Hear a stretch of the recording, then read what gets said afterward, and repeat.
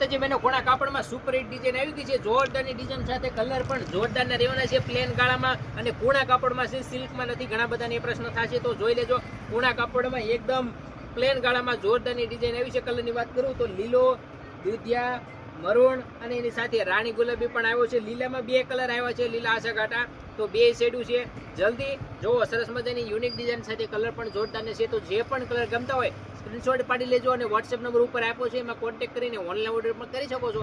તાલુકો જિલ્લો જે પણ નજીક થતું છે ત્યાં સુધી કુરિયર કરી દેશું.